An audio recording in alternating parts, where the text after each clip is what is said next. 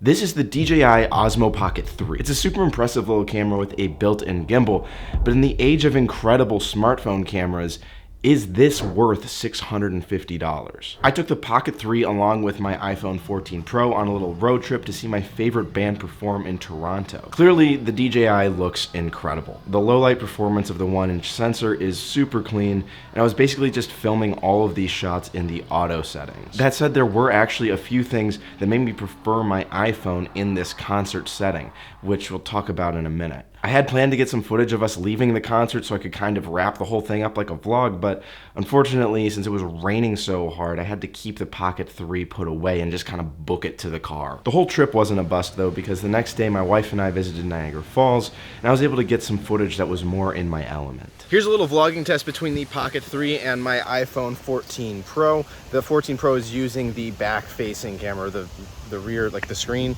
the selfie camera. And obviously the Osmo Pocket is in its selfie configuration. The Osmo Pocket should be a lot smoother because it is on a gimbal and I'm just using the non-action mode on the iPhone. So here's your little side-by-side of these two cameras for vlogs. Also take note of the audio from these.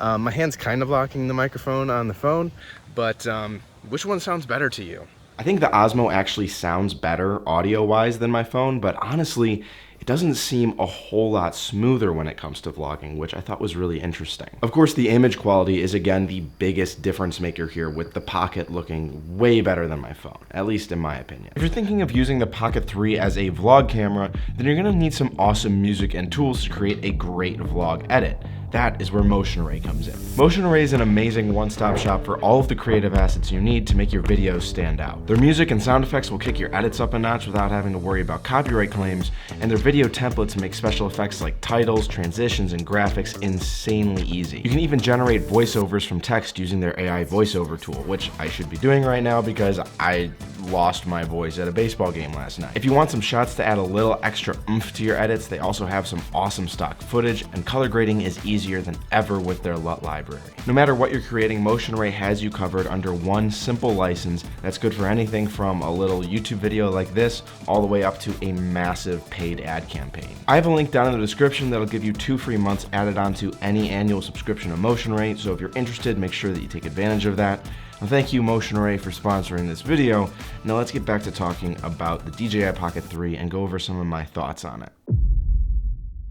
After using both these cameras side by side for a whole trip, I think I've got a pretty decent list of pros and cons that you should consider before buying this thing instead of just using your phone. Obviously, the image quality is a big pro. This camera looks shockingly good for its small size, and I think it's a noticeable step up from even the most modern smartphones. The con that accompanies this, though, is that it's stuck to a single focal length. The focusing distance isn't too far, so if you're able to get up physically really close, you're still able to get some detail shots, but for the most part, you're stuck with a wide field of view, which actually felt really limiting in the concert setting. These two shots that you're looking at right now were filmed in the exact same spot. I didn't leave my seat. And this difference is really only going to get more dramatic now that the newest iPhones are going all the way up to like a 200mm lens with the 17 Pro. Now you might say, hey, focal length restriction, that doesn't really matter to me because it's worth trading that off for the nifty little gimbal. And that's totally fair. The Pocket 3's gimbal is amazing, and it allowed me to get some super smooth shots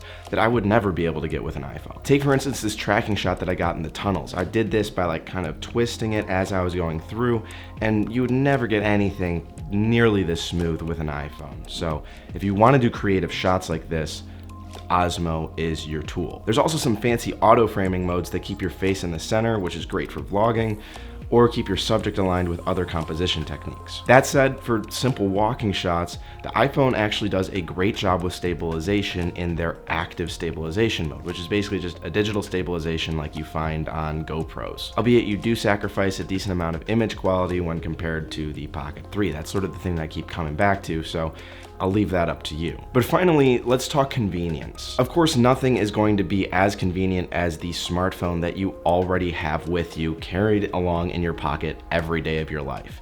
But the Pocket 3 gets pretty much as close as possible to that. The camera boots up extremely quickly when you want to take a video, powers down just as fast, and stores away in your pocket pretty easily, true to name. The big downside that you want to consider, because it could be a deal breaker for a lot of you, is that it's not at all weather sealed and it's not very rugged. I had to be a lot more careful putting this thing away than when I just shoved my phone into my pocket. Like I mentioned, the Pocket 3 also couldn't be used at all when I wanted to get a shot of the crowd after the concert because it was raining, or when I went down to see Niagara Falls and got absolutely soaked in the mist. When it comes to vacations, I would also probably be pretty nervous using this in any sort of like sandy or dusty locations as well. At the end of the day, I really enjoyed using this camera, and I will say on a psychological level, having something that's specifically intended for getting footage on my person all the time allowed me to stay in a much more creative mindset and be thinking about what might be a cool shot. That said, I'm still not sure that it's for me. If I want the best high quality footage, I just bring my mirrorless camera,